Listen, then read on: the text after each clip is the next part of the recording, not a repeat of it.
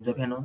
যা রাসায়নিক বিক্রিয়ার সাহায্যে পার্থক্য করো, ডিস্টিংগুইশ কেমিক্যালি। তো এখানে 10টা প্রবলেম দেওয়া হয়েছে। এই 10টা প্রবলেমকে আমাদেরকে ভালোভাবে পড়তে হবে। এই 10টা প্রবলেম ভালোভাবে যদি আমরা পড়ি, তাহলে আদার্স যে প্রবলেমগুলো আছে সেই প্রবলেমগুলো আমরা কি করতে পারবো, ইজিলি সলভ করতে পারবো। প্রবলেম 1, ডিস্টিংগুইশ কেমিক্যালি বা রাসায়নিক বিক্রিয়ার সাহায্যে পার্থক্য করার প্রথম প্রবলেম হচ্ছে ফেনল ও ইথানল। তাহলে ফেনল ও ইথানলকে রাসায়নিক বিক্রিয়ার সাহায্যে আমরা কিরকম ভাবে পার্থক্য করব হয়।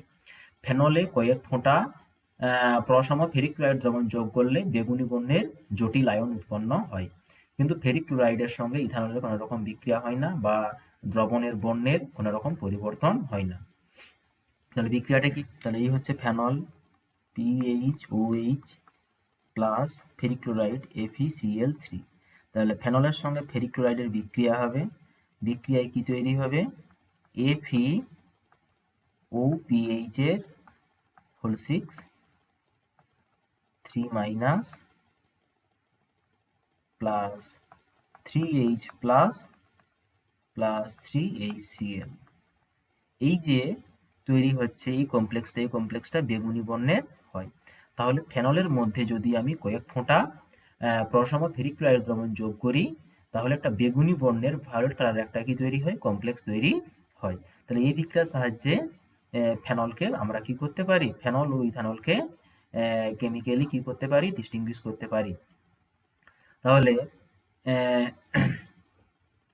কিন্তু যদি ইথানলের মধ্যে যদি আমি ফেরিক ক্লোরাইড দ্রবণ যোগ করি, তাহলে কোনো রকম বিক্রিয়া হয় না। এখানে কি লিখতে হবে, যে কোনো বিক্রিয়া হয় না, কোনো বিক্রিয়া হয় না।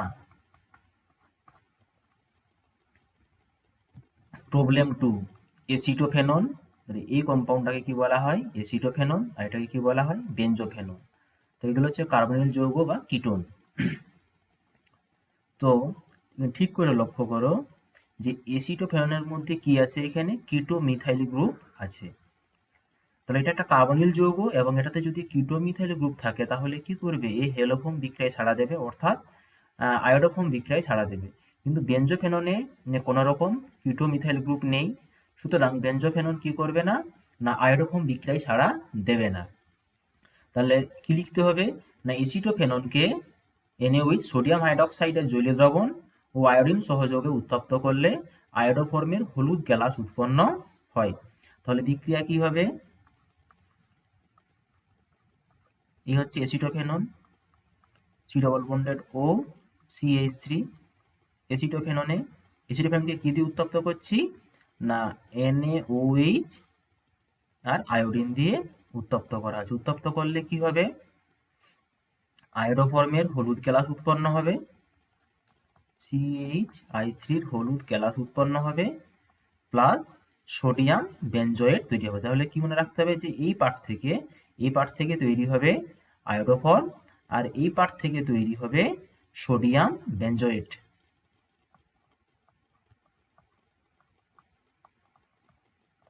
ONA, sodium benzoate. বেঞ্জোফেনন কিন্তু কোনো রকম কি করবে না, আয়োডোফর্ম বিক্রিয়ায় ছাড়া দেবে না। তাহলে এখানে লিখতে হবে যে নো রিয়াকশন, নো রিয়াকশন, কোনো রকম রিয়াকশন এখানে হয় না। প্রবলেম 3, তাহলে 3 নাম্বার প্রবলেম কি দেওয়া আছে, যে ফর্মালডিহাইড ও অ্যাসিটালডিহাইড। তো অ্যাসিটালডিহাইডে কি আছে, না কিটো মিথাইল গ্রুপ আছে। কি রকম, না তার স্ট্রাকচার কি রকম, acetaldehyde CH3C double bond OH। তাহলে অ্যাসিটালডিহাইডের মধ্যে কি আছে, না এই যে কিটো মিথাইল গ্রুপ আছে, এবং এটা অ্যাসিটালডিহাইড হচ্ছে কি একটা কার্বনিল যৌগ, তার মানে এটা কি করবে, আয়োডোফর্ম বিক্রিয়ায় ছাড়া দেবে। তাহলে অ্যাসিটালডিহাইডকে যদি আমি NaOH ও আয়োডিন সহযোগে উত্তপ্ত করি, তাহলে উত্তপ্ত করলে কি হবে, আয়োডোফর্মের হলুদ গ্যালাস উৎপন্ন হবে, অধক্ষিপ্ত হবে, সেই সঙ্গে কি তৈরি হবে, না সোডিয়াম ফরমেট তৈরি হবে, HCOO, সোডিয়াম ফরমেট। কিন্তু যেহেতু ফর্মালডিহাইডে কোনো রকম কি নেই, না কিটো মিথাইল গ্রুপ নেই, তাহলে এ কোনো রকম কি করবে না, আয়োডোফর্ম বিক্রিয়ায় ছাড়া দেবে না। হিট করলে কি হবে, নো রিয়াকশন, কোনো বিক্রিয়া হয় না। Problem 4, 4 number problem. পেন্টান 2 তাহলে নাম্বারিং করতে হবে 1 2 3 4। তো এটা হচ্ছে পেন্টান 2 কারণ কিটো গ্রুপটা কি 2 নাম্বার কার্বন আছে, তাই এটা হচ্ছে পেন্টান 2 হচ্ছে 1 2 3 4 5। এটা হচ্ছে কি পেন্টান 3 কারণ এখানে কিটো গ্রুপ 3 নাম্বার কার্বনে আছে। আচ্ছা, এখান থেকে কি দেখতে পাচ্ছি আমি পেন্টান 2 না CH3 C ডবল বন্ড ও CH2 CH3। তো পেন্টান 2 এর মধ্যে কি আছে কিটো মিথাইল গ্রুপ উপস্থিত আছে, তাই কি করবে পজিটিভ আয়োডোফর্ম টেস্ট দেবে, অর্থাৎ এ আয়োডোফর্ম বিক্রিয়ায় সাড়া দেবে। তাহলে পেন্টান 2 কে যদি আমি সোডিয়াম হাইড্রোক্সাইড এর জলীয় দ্রবণ ও আয়োডিন সহযোগে যদি উত্তপ্ত করি, তাহলে এক্ষেত্রে কি তৈরি হবে আয়োডোফর্মের হলুদ গ্যালাস উৎপন্ন হবে এবং সেই সঙ্গে সোডিয়াম প্রোপানয়েট তৈরি হবে। আচ্ছা, এইখান থেকে তৈরি হবে কিটোমিথাইল গ্রুপের CH3 থেকে তৈরি হবে আয়োডোফর্ম, আর বাকি 3টা কার্বন থেকে হবে কার্বক্সিলিক অ্যাসিডের সোডিয়াম সল্ট। তাহলে CH3 CH2 CH2 1 2 3টা কার্বন তৈরি হবে sodium প্রোপানয়েট CH3 CH2 COO Na। কিন্তু পেন্টান 3 কোনো রকম কিটোমিথাইল গ্রুপ নেই, তাই পেন্টান 3 আয়োডোফর্ম বিক্রিয়ায় সাড়া দেবে না। তাহলে এ কোনো রকম আয়োডোফর্ম বিক্রিয়ায় সাড়া দেবে না বা আয়োডোফর্ম বিক্রিয়ায় অংশগ্রহণ করবে না। কারণ কি? কারণ হচ্ছে এর মধ্যে কিটোমিথাইল গ্রুপ নেই। আমরা 5 নাম্বার প্রবলেম, ইথাইল অ্যালকোহল ও অ্যাসিটালডিহাইড।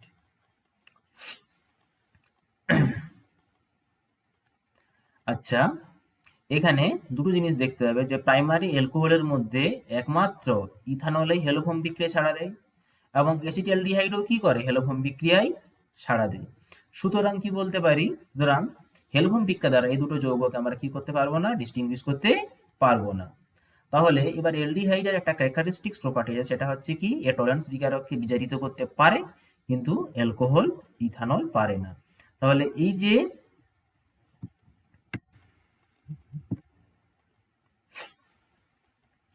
অ্যাসিটালডিহাইড কি করে না টলারেন্স বিকারককে বিজারিত করে ধাতব সিলভারকে অধক্ষিপ্ত করে।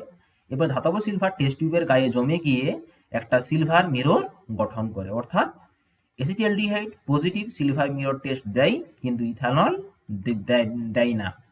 তাহলে অ্যাসিটালডিহাইড কি করে টলারেন্স বিকারককে বিজারিত করে ধাতব সিলভারের অধক্ষেপ উৎপন্ন করে কিন্তু ইথানল টলারেন্স বিকারককে বিজারিত করতে পারে না।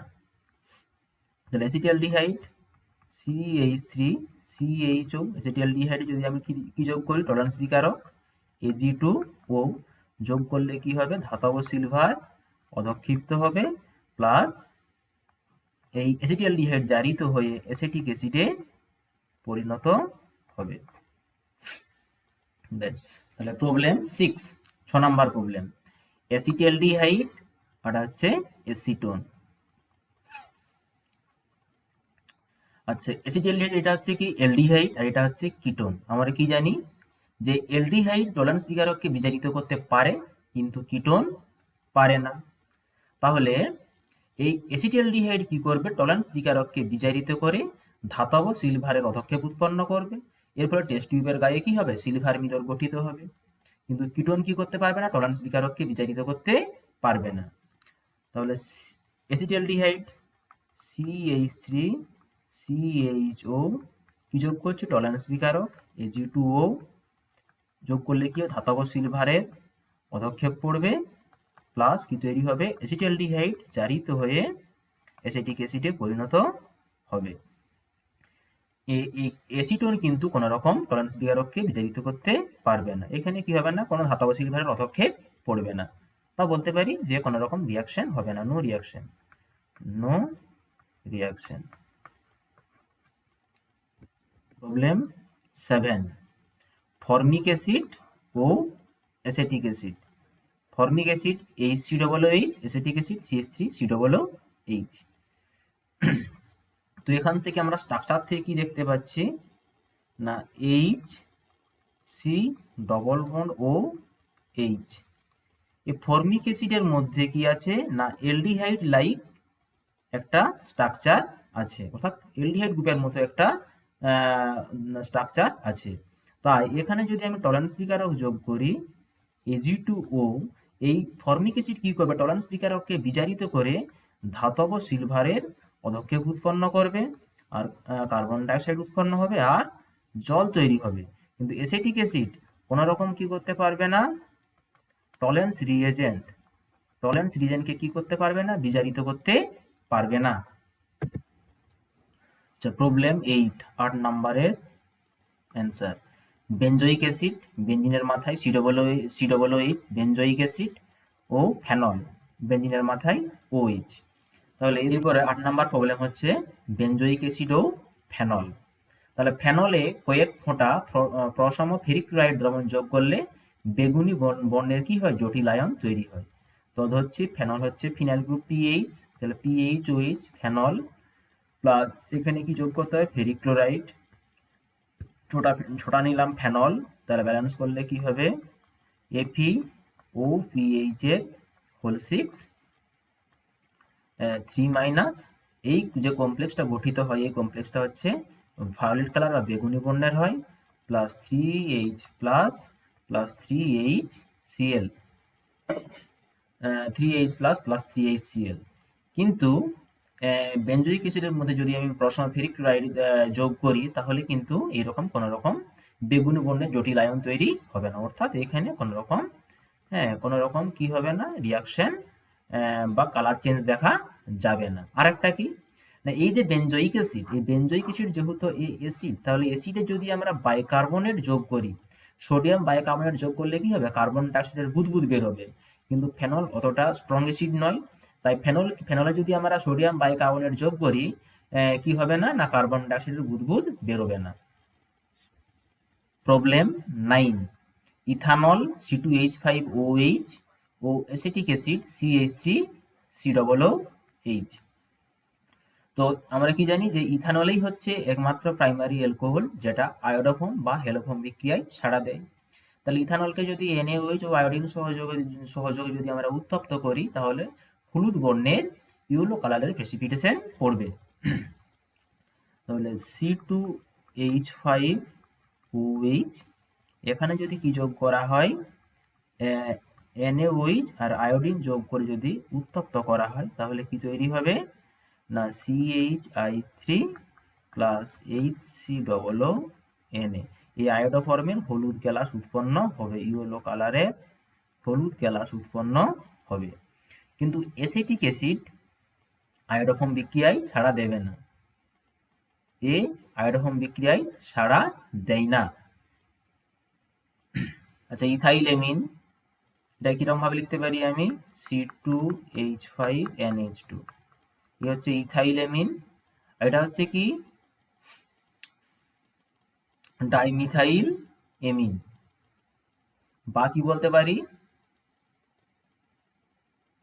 N-মিথাইল মিথানামিন। তাহলে প্রথমটা হচ্ছে 1 ডিগ্রি এমিন, ইথাইল এমিনটা হচ্ছে 1 ডিগ্রি এমিন, কিন্তু ডাইমিথাইল এমিনটা হচ্ছে 2 ডিগ্রি এমিন। আমরা কি জানি যে 1 ডিগ্রি এরোমেটিক বা এলিফেটিক এমিন কি করে, কার্বিল এমিন বিক্রিয়ায় অংশগ্রহণ করে বা টেক পার্ট করে, কিন্তু 2 ডিগ্রি এমিন কি করে না, কার্বিল এমিন বিক্রিয়ায় অংশগ্রহণ করে না। তাহলে এই ইথাইল এমিনকে ক্লোরোফর্ম ও অ্যালকোহলীয় কেইস দ্রবণ সহযোগে উত্তপ্ত করা হয়, তাহলে কি হবে, তীব্র দুর্গন্ধযুক্ত ইথাইল আইসোসায়ানাইড উৎপন্ন হবে। তাহলে এই দিকটা দ্বারা 1 ডিগ্রি এমিনকে জেনারেলি আমরা কি করতে পারি, পার্থক্য করতে পারি। তাহলে রিয়াকশনটা কি হবে, C2H5NH2 ইথাইল এমিনে কি দিচ্ছি না, অ্যালকোহলীয় KOH আর ক্লোরোফর্ম CH3Cl সহযোগে উত্তপ্ত করছি। উত্তপ্ত করলে কি তৈরি হবে, ইথাইল আইসোসায়ানাইড, এর গন্ধ খুবই খারাপ, তীব্র দুর্গন্ধযুক্ত হয়, আর তৈরি হবে KCl তৈরি হবে, আর জল তৈরি হবে। অর্থাৎ ইথাইল অ্যামিনকে যদি আমরা ক্লোরোফর্ম ও অ্যালকোহলীয় দ্রবণ সহ উত্তপ্ত করি তাহলে তীব্র দুর্গন্ধযুক্ত ইথাইল আইসোসায়ানাইড উৎপন্ন হয়। কিন্তু এখানে 2 ডিগ্রি অ্যামিনকে বা ডাইমিথাইল অ্যামিনকে যদি আমরা কি KOH অ্যালকোহলীয় KOH ও ক্লোরোফর্ম সহযোগে যদি উত্তপ্ত করি তাহলে এক্ষেত্রে কোনো বিক্রিয়া হবে না।